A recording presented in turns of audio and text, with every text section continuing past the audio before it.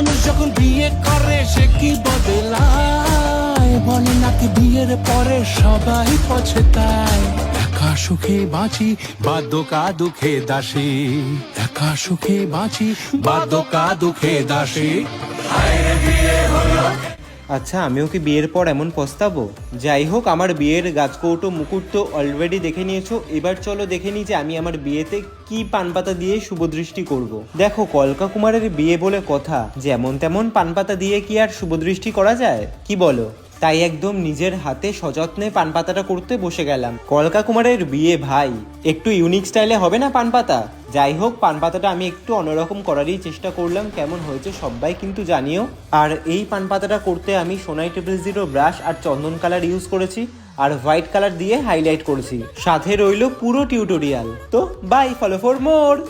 আসিস কাছে লাগিলে ব্যথা